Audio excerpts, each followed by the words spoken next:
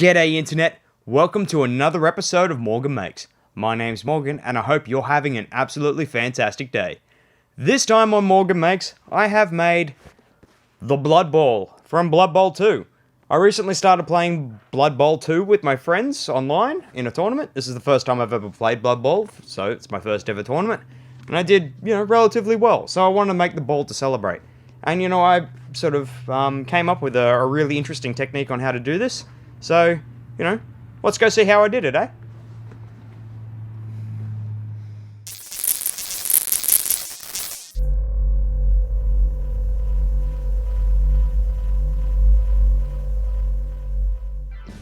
Now, for the uninitiated, what is Blood Bowl 2? Blood Bowl 2 is the second video game adaptation of the popular board game from Games Workshop, which is simply titled Blood Bowl. It's a high fantasy reimagining of American football, which we call gridiron in Australia, and I don't know why they don't, because it's an awesome name. Anyway, the goal is to take possession of the ball and move it towards your end zone while inflicting as much damage on the opposing team as possible. They call it Blood Bowl for a reason.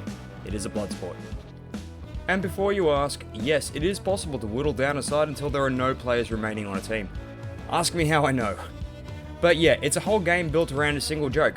What if fantasy football was fantasy football, with orcs, dwarves, elves, and all that J.R.R. Tolkien noise?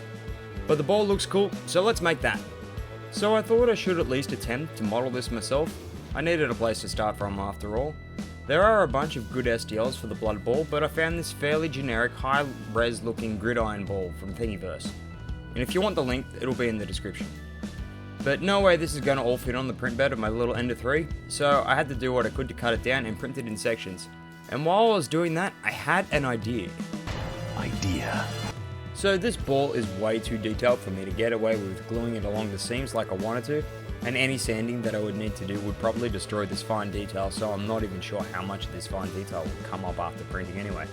So using this ball as a guide, I simply made a slightly smaller frame. I modelled up the spiky ring section pieces easy enough, then the rather long process of printing. All the end cap sections came out pretty good, and the ring parts did too. The larger body section seemed to be a little bit of a problem, however. I had some settings mixed up, and I printed two of them at a far denser setting than was necessary, or at least than what I thought was necessary. I had them set for a structural print, but they came out fine, so I thought it was just a waste of material anyway. So I went back to my normal print settings, and I ended up having to pick the nicest two of the three attempts, which both failed at above 95%, so I should have just left it. But anyway, now we have all the parts printed. I should probably go over what the plan actually is here. I kind of want this to be a prop that you want to touch.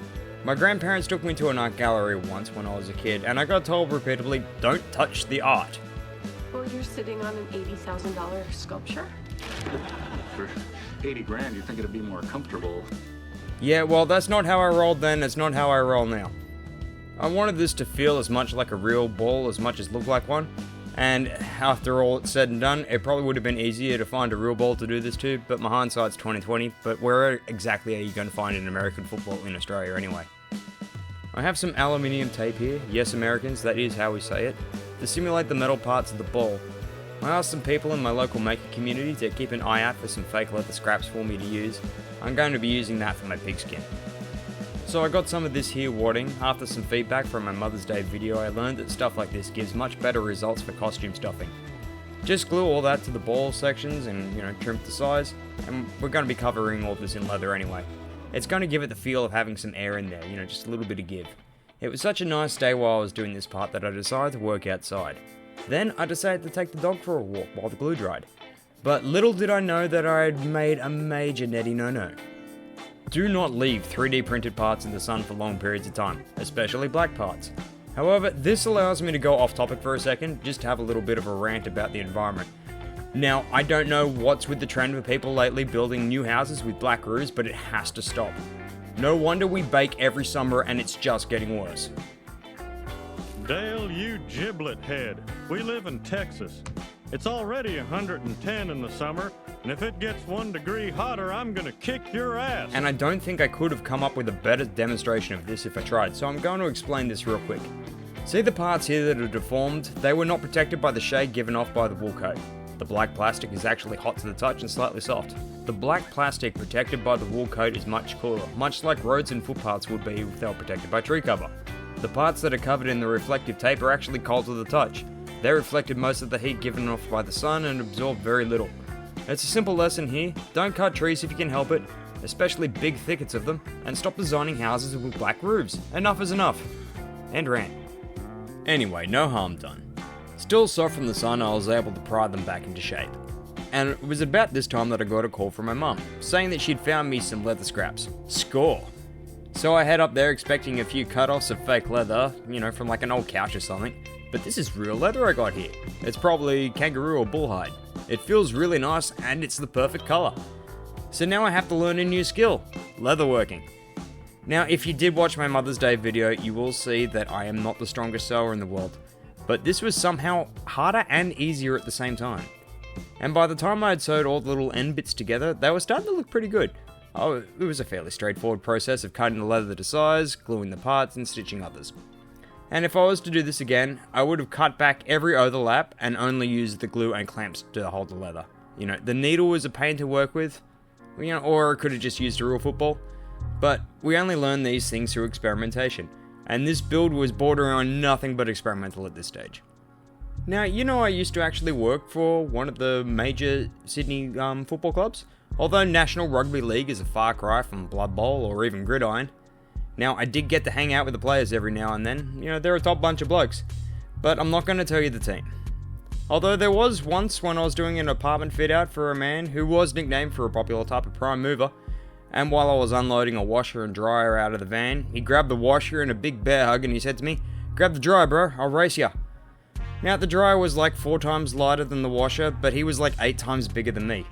Needless to say, I lost, but I thought I made a good accounting of myself. 2 minutes later, I'm dying in his doorway there, and he just casually hands me a bottle of orange juice and a protein bar without a word. Asshole. Anyway, moving on. The big sections turned out to be quite the pain to put the leather on. Again, if I did this over, I just would have glued it. You failed! And it was awesome. Exceptional. Standing. I tried to stretch the leather over, and for the most part it works. It was just a little bit untidy. I did a lot of the stitching off camera because it just took forever to do. I think I spent about 10 hours just stitching the leather for one ball. So while some of the glue was drying, and to preserve my sanity a bit, I decided to start on the metal ring aging. So I kind of want it to look like cast iron. And so the first step in this process is to give it a clear anchor coat to help the paint bond to the metal. And now we have to wait for that to dry. So let's move on.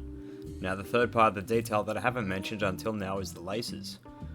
I stitched 2 of the pieces of leather together and I've roughly marked out a few holes to drill. Drilled a few holes, wasn't feeling like that last one was really necessary, but that's looking good. So I got some white shoelaces from the reject shop, and my reference image shows them that they're threaded like this. So now I have to glue the bad sections of the 3D print to the leather that I just stitched together so that the bad bit is underneath the laces, and then attempt to stitch 2 pieces together at once. Oof. Yeah, it works for the most part. I feel like I was getting better at this.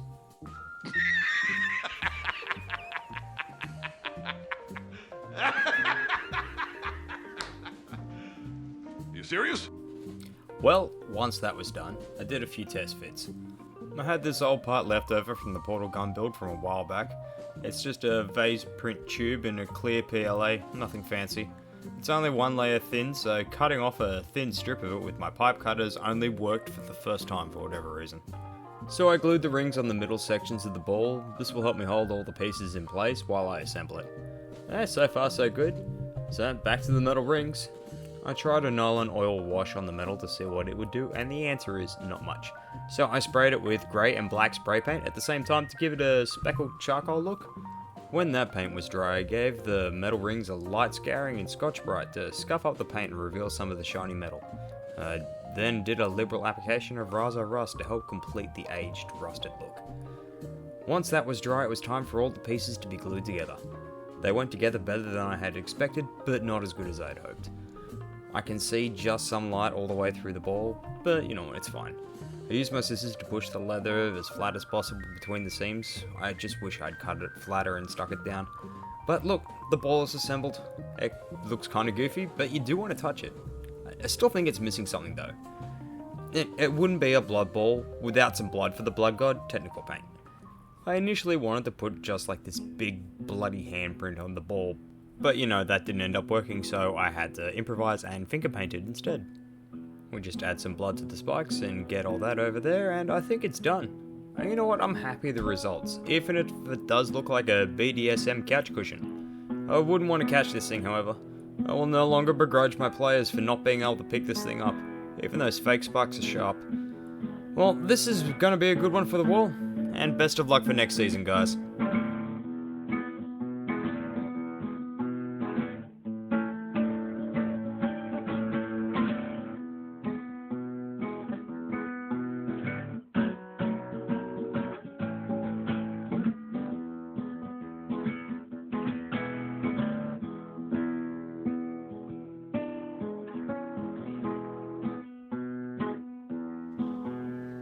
And there you have it, folks. That was my Blood Ball from Blood Bowl 2.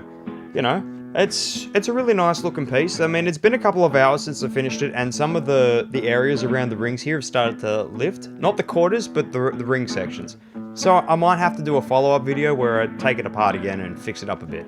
But for the moment, I'm actually quite happy with it. You know, it feels really nice, you know, that being actual leather and all actually feels so satisfying to touch. And you know, that's coated in real metal, so it's about as close to a real Blood Bowl as you're gonna get. That's a hard word to say multiple times. Alright. Anyway, I hope you enjoyed yourselves, and if you did, please like and subscribe. You know, we recently passed 60 subscribers here on the channel, and I am absolutely stoked at the attention. Hopefully we can get to 100 subscribers by the end of the year. You know, that's the goal, right? Anyway, like and subscribe. My name's Ben Morgan. This has been Morgan Makes. I hope you have a fantastic day, and take it easy, guys. I'll see you next time. Cheers.